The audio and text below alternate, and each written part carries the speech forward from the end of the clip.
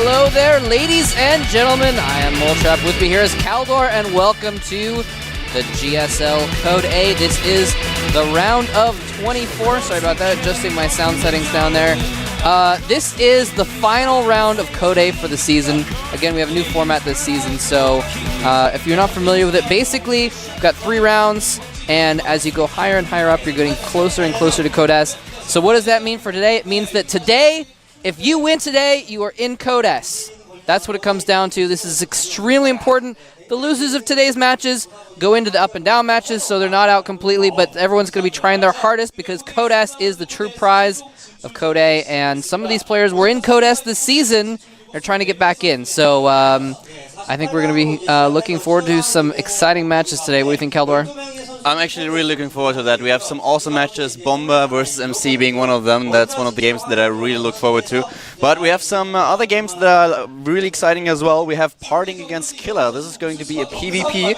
And I have to admit, before this season, I've never heard of PartinG. I've been able to cast some of his games that he played against OGS Top. And I was quite impressed. That guy has such a good PvT. It's incredible. Yeah. Today, we'll see if his PvP is good as well. He might be able to play Code S next season, and Killer definitely wants to win those games as well. Go back to Code S. Yeah, he beat Top, and he also beat Clyde, if I remember correctly. So he definitely has good PvT. He won with 2-0 against Clyde.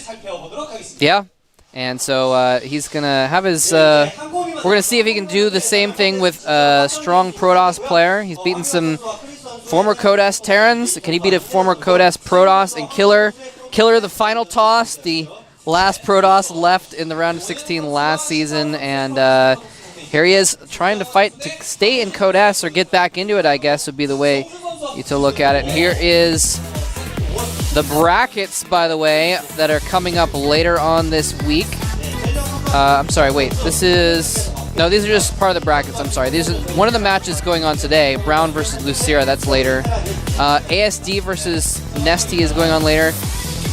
PartinG versus Killer. So we're just talking about Cezanne versus Happy. And July versus Finn is going on, I believe, tomorrow. Bomber versus MC is today. Lucky versus Ganji is going to be later in the week. And Dongregu versus Tasia, I believe, is also tomorrow. And I just want to take the chance to talk a little bit about Happy against Cezanne. I was preparing those matches earlier and looked up with some statistics of the players. I had the chance of casting Happy, I think it was just yesterday in a TVZ. Oh yeah? And the thing is, I looked up those statistics and I just was blown away. Yeah. That guy didn't lose a game against Zerg in ages. I actually wrote it down, and the last 10 games that he played against Zerg, he didn't lose a single map. Yeah, he's something like 25-4 or something ridiculous. I don't remember. I didn't look it up yet today, but the last time I looked it up, I was amazed as well by his record. Here's today's matches, by the way, in case you didn't catch them, because we went through all the matches for the week at once. And by the way, if you noticed that Curious gets a straight into Code S because the person he was going to be going up against was a guy who ended up withdrawing from the tournament. Coca forfeit his spot in Code S, and so there was a little bit of drama going on. A little bit of drama there. Yeah, in another tournament where the winner of the tournament was able to get into Code A, there was a little bit of shenaniganry going on, and it was very illegal, and so everyone was kicked out that was involved. So as that happened, cleared up a spot for Coca there to get in. I'm sorry, not for Coca. Coca was out. Curious is going to get in. But here is our new Protoss player, PartinG. First time in the GSL, and he's doing very well.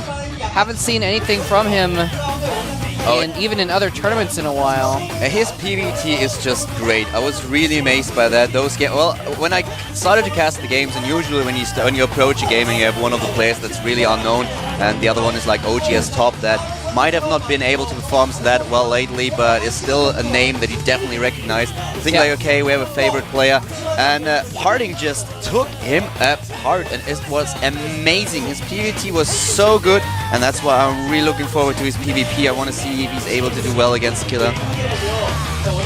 Yeah, I'm really looking forward to that as well, seeing if he can bring it up. Because, I mean, sometimes players do have just one matchup, that they're just really good at that one matchup and they're bad at others, or sometimes they're all-around good players. And here's his opponent, Killer, who just left his team. He left TSL, yeah. so this is going to be quite exciting too. And I talked to him a little bit before the matches when we were backstage, and asked him if he is confident that he's going to win, and he was there, yeah, of course, win today, win today. And he's a pretty cool guy. His English is actually quite decent. He speaks some good English, and he understands a lot as well. So he used to play on Eastro, and he lived with Artosis for a while and picked up some English from him. He used to be known as Songho because his name is Shin Songho.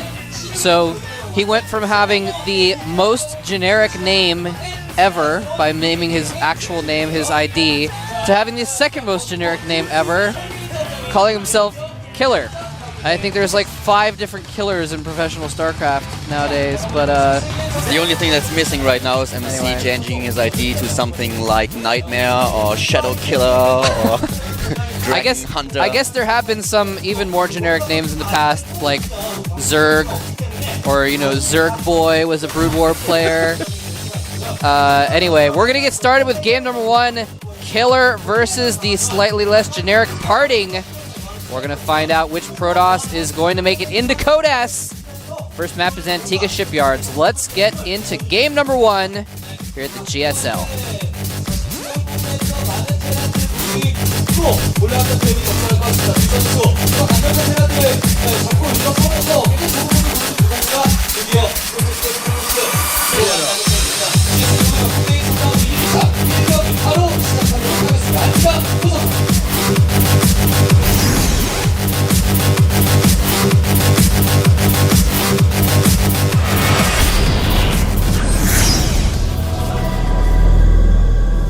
All right.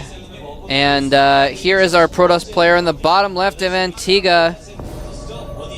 Bomber Happy just got in the building. They are not. They're not parting. They've just arrived. There's PartinG. Ooh, he's fast. Spamming it up already at the beginning. And at the top right of the map, we have his opponent in the blue colors. We have the player that just recently left his team. This is... That was the most boring killer that I've ever heard. Oh, I'm not sure if it went through on the English stream. So that was Killer, you guys. Sorry about that. I should have done my Street Fighter impersonation. I will do that next time around.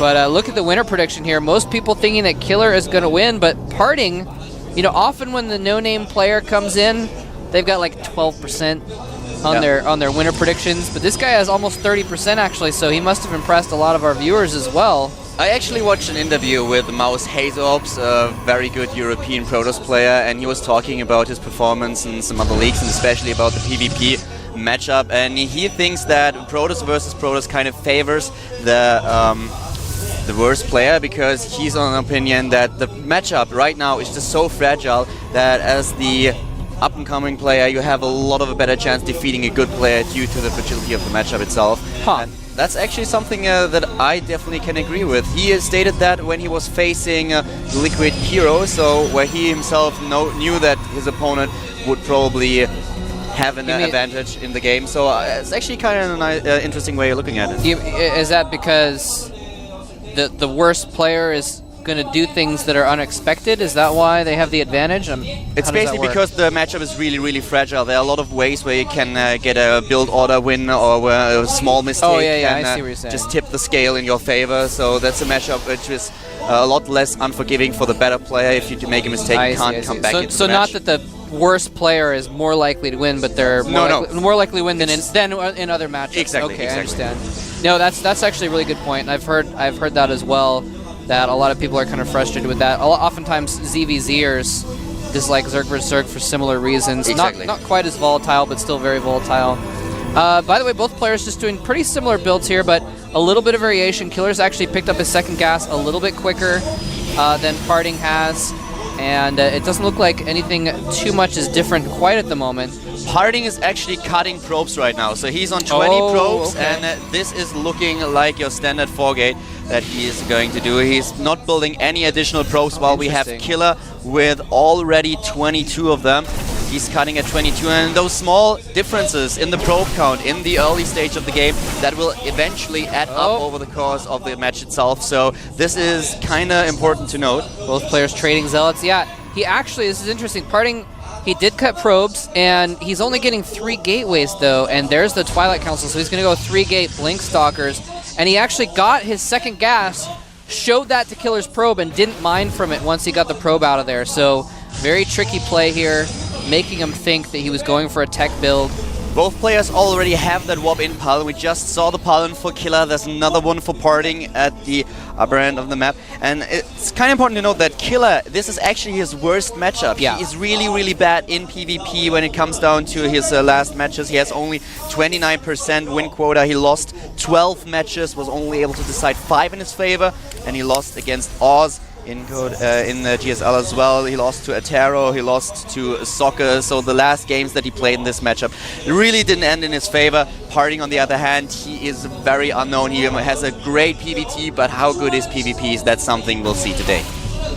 Yeah, no, you're right. Song has had a lot of trouble with PvP in the past. I remember actually that, hold that thought. Never mind, don't hold that thought, because thought a big attack was about to happen, but he actually cancels that pylon and just goes ahead and goes home. Wasn't able to proceed with that. I remember, yeah, Killer, like, he had a bad record versus Protoss. I remember Huck had an even worse record versus Protoss, and everyone was like, oh my gosh, Huck is so bad at PvP. And they met, and I was like, wow, maybe Killer's actually going to win a PvP because Huck is just not that good at that matchup. And that was when Huck just decided to stop being bad at it and become one of the best PvPers in the game. And so, like, the one chance that Killer had against the player with a worse record, he still got stomped. So he's just had really bad luck with PvP in the past. And he's not horrible at it. He doesn't make a ton of mistakes or anything like that, but he just can't quite beat the level of players that he's playing against. Right now the match is getting pretty interesting, by the way. We have Bling about to finish for PartinG. Killer is getting a Twilight Council himself, has finished his Robo. PartinG is getting one as well, but Killer is way ahead in probes right now. He's on 29 against 23. The Stalker count is even for both players, and now PartinG is trying to get a little bit more aggressive, is actually walking around the map looking for the pylon, sees the warp in pylon for Killer, will kill that immediately and blocking his opponent in terms of supply. So this is going to be quite interesting. PartinG needs to deal some damage. If he lets that game continue at the probe count he is right now, Killer will get a major advantage in terms of his army supply. Yeah, definitely. Although that advantage in probes doesn't give you as much of an econ lead as you might expect, because past like 24 probes on one base, you're not actually getting a lot out of those extra probes because they're not able to mine efficiently. They do give you a little bit extra, but the returns are very diminishing at that point. But it looks like PartinG is going to put on some pressure. He did get that Robo, and he is now sending an Observer over that way. Killer has an Observer out already, so we might see a bit of Observer struggles go on. But PartinG can use... Exactly. Yeah. Oh, sorry. No, go ahead. You were about to I was about to say it, but you go ahead. Go ahead then. Yeah, well, Motra was about to say it. Sorry but I didn't like that. But that Observer will obviously give him the vision on the high ground, and therefore he will be able to blink in. But Killer is ready for that. Killer has 16 Stalkers, 17 now against 50. Against 15, and this is not going to work in PartinG's favor if he actually decides to blink on the high ground. He blinks in with one of his Stalkers, try to draw the attention of Killer back. Oh! Killer using his own blink, but PartinG, realizing that his opponent has way more Stalkers than he expected, is actually backing off now. That was actually really cute. It was very clever. Look at that. He sent in one Stalker in the back to see what was going on. Oh no, this could be very bad for PartinG. He does have a good concave though. Killer not getting as many of his Stalkers firing, even though he did have more Stalkers. And it's Blink versus Blink, so neither one will have the Blink advantage. But Killer warping in another round is going to have the advantage here. And this time he does have the concave, so PartinG forced to fall back down that ramp. Is probably going to have to withdraw here. Just a little bit of cat and mouse going on, but who's the cat and who's the mouse? We have 4 gates still for Killer, so he is in a pretty decent position with this with this advanced in economy, and blinking in. Killer immediately trying to confront his opponent. Killer is supply blocked right now. He can't warp in additional Stalkers, and now there's a micro battle going on. Both of these players trying to save their Stalkers with a blink ability. PartinG with a mistake. Blink. Wow, tried to blink all of his Stalkers out, but he was too far from the edge, and so some of his Stalkers stayed on the high ground to die, and that was pretty bad. Neither player expanding here. It looks like Killer was planning on expanding. That gets shut down. A little bit more of a skirmish here, and this time Killer has a lot of Stalkers up on the high ground, not firing. The blink micro is letting that not be too much of an effect, though, and as PartinG tries to withdraw, Killer follows with his own blink and picks off a ton of Stalkers for free. Wow, despite the miss micro by Killer, Moltra mentioned already that some of the Stalkers were trapped on the high ground, weren't able to fire at his opponent's units, but still he was able to come out ahead in this game. 9 to 13 Stalkers, the count. PartinG is only on 9 Stalkers. He has 1 Zealot on the map as well, but with the lead in economy and expansion that Killer is now trying to get, he is looking better and better in this match. PartinG is definitely behind. He needs to pull some ace out of his sleeve if he wants to stay in that game. Yeah, he's pretty far behind. He's going to expand as well, but Killer can have that expansion a lot more safely than PartinG can, because he's got the advantage. He knows he has the advantage. He knows he's killed more PartinG Stalkers, and I like how he's camping his Stalkers in his main base, because that's the only way that PartinG could get back in this, is if Killer moved out and PartinG blinked in and took out some structures and blinked out, did a little harassment like that, he could get back in the game. Killer knows as long as he defends, gets that economy going a little bit better, gets those 2 bases up, you can just pump out a lot more units and win in the long run. PartinG is trying to get a bunch of Immortals in order to deal with the Stalker count of his opponent, but right now we have Killer with 21 Stalkers against 10. He's doubling the Stalker count of PartinG, and that is really something. Now taking out the pylons that have been built all over the map. The expansion is about to finish. He will transfer some of his probes over to his second base and then try to actually deny PartinG's natural expansion. So very well played by Killer so far. He needs to be able to deal with the Immortal, but this is looking really good from the former TSL player. Yeah, he's just going to stomp on him here in a moment, I think, because he's like, all right, well, you know what? I had more Stalkers than you, and then you built a Nexus, which means you have 3 or 4 less Stalkers warped in also. That means I have so many more Stalkers than you, it's just ridiculous. I'm just going to put some pressure on you, try and kill some stuff, maybe even kill your expansion, or at least force you to put take a lot of pressure, maybe kill some probes. And this is all he needs to do, because Killer now can just ride that big economy. Killer's been pumping out probes from both of his Nexuses. He's now up to 37 probes to the 20-some-odd, 29, I think. Can't read it on my monitor. 26 of PartinG. So now with that second base, the extra probes will matter, and Killer's going to be able to pump out so many more units. Killer's doing a really good job at looking for those pylons, and PartinG is losing another one of them. He's trying to warp in a Zealot and run into the economy of his opponent and kill some of the probes. But that's not going to happen, and with a lead of 10 probes, 15 Stalkers right now, Killer is just in a demanding position, and he's not over-committing to some kind of an attack. He's just taking it easy now. He knows that he has a huge advantage, that he only needs to wait a little bit longer, get his economy going, and get further ahead in the game in order to decide that first map in his favor. Nice decision-making by Killer, and in total supply, he's already ahead with 30 supply.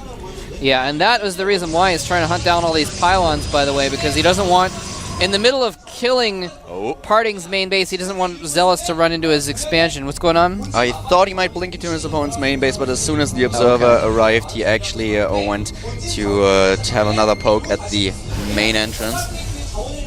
Yeah, he's going for the Robotics support bait, getting a Forge as well. I like that move. He knows his opponent has, the Twilight Council, and in a place like this where you're behind, that's when you go DTs oftentimes, so it makes a ton of sense to get a Forge. You know what? If you're ahead, be safe. Get a cannon in your main and your natural, so that way you can move out and not have to worry about your observers being out of position and all your probes dying to one Dark Templar, that kind of thing. And just look at this, hunting around for pylons again, possibly trying to kill off that observer. And yeah, just Killer, he's just going to build up a little bit, probably go with a couple Colossus and Thermal Lance and just roll him. He will go for a timing attack now. He will either decide to start after a certain upgrade has been done, like for example extended thermal lance and rely on his higher Colossus count, or he will just try to max out and then attack his opponent. Because right now he's still ahead, but he needs to make sure that he is attacking to a certain timing, either the maxed out army or a certain attack upgrade like extended thermal lance. If he doesn't do that, he gives his opponent a chance to max out as well, and then it will come down to the micro and the fight later on. That's something that Killer wants to avoid right now. He might even... Oh, he actually is. He's actually expanding again, taking that third, will scout his opponent, try to have a poke when he's going to take a third base as well, and might be able to deny that. But so far, the decision making by Killer after getting ahead in the early game was really, really well good. Yeah, I mean, that's what you got to do. If you have the superior army, but you can't quite break them when they're in defensive position, that's what you have to do, is just expand again and get the econ advantage, and then wait until you have an overwhelming superiority. And that's... Oh, PartinG blinking away, does not want to engage there. Trying to get a little bit of map presence. It's kind of cute, picking off that probe in the bottom right, making sure it can't build anything down there. And PartinG is following suit, getting a third of his own. He knows he has to keep up with these expansions, but at the same time, he can't afford it. Although, you know what? Killer didn't punish him for taking his second base, and he had a 15-20 supply lead. And as you get up in supply, 15-20 supply lead becomes less and less of a big deal. But what Killer does right now is he's getting double upgrades. His opponent can't afford that just yet. They have roughly the same probe count by now. And with the third base for PartinG being built, he will be able to catch up to Killer's economy. But he won't be able to catch up in upgrades. We already have the charge upgrade halfway done for Killer. PartinG is starting in charge for his units as well. But in terms of the upgrades, Killer is just ahead right now. Yeah. PartinG, though, getting the Templar Archive. And as I said earlier, Killer needs to have that certain timing when he actually attacks, and that should be as soon as his army is maxed out at the latest. Well, I mean, he needs to actually attack at some point, because, I mean, like you're talking about, if he lets PartinG just kind of follow him and doesn't actually attack him, then PartinG can also do the same thing and kind of catch up. And yeah, PartinG now getting the Templar Archives before Killer, actually. So he's going to try and mix in some Archons into his army, more than likely, which is going to be pretty good if Killer decides to go for a lot of Zealots. Those Archons can do pretty good damage against Zealots, soak up damage from the Colossi as well. What I like, though, is that Killer actually added a second robotic, so he can go for the double Colossus now. He has an upgrade in upgrade advantage, or he will have. He's blinking in, and I think that might actually be a mistake. Trying to take out the Colossi is not successful at that, but PartinG is retreating now, and so he should. We have the blue.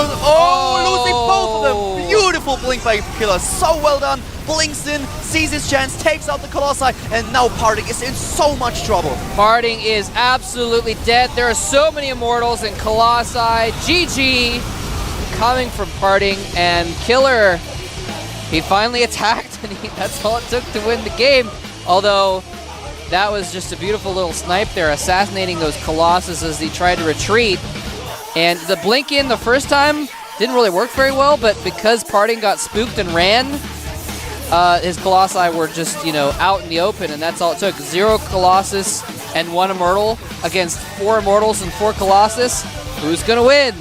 And that was the person with all the big things. Yeah, that was really well done. I mean, he saw his chance, he saw the Colossus out of position, he just blinked behind them, took both of them out with one shot, and at the same time he could already have also have waited. He had 2-2 coming up, he had double Colossi production, and even if PartinG would have added some Archons, that wouldn't have made a difference at all with the Colossi count that we could have expected within the next 2 or 3 minutes. So Killer with a really good game. The early game was decisive in that match, and I'm actually I'm psyched to see the next game. PartinG against Killer, and the next map will be Daybreak.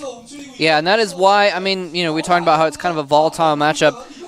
It all came back to a little bit of missed micro. PartinG lost a few more Stalkers than Killer did in the very beginning of the game, and that was all it took. That was the pebble being tossed down the mountain that caused the avalanche that ended up with PartinG buried at the bottom, and it all came down to just losing a few Stalkers in the beginning. It wasn't quite a build order loss or anything like that, but it's a very small advantage can be turned into a large one later on. So Yeah. There you go. And this was also due to the higher amount of probes that he had. It's only like 3 drones, like 4 drones, probes that you have a small advantage in terms of workers. But if you're able to squeeze out 1 or 2 additional stalkers, then you're just in such a good position as soon as the actual battle happens. So that was really well done by Killer, and you need to be really careful with that. Ladies and gentlemen, we're going to head into the next match. Daybreak will be the second map in this best of 3, PartinG against Killer here at the GSL. There they are, both players facing off. PartinG, the newcomer, against Killer, the GSL veteran. Can the newcomer overtake him and claim his spot in Codes, or will Killer, the perennial Codes Protoss, regain his spot? We're going to find out right now here at the GSL.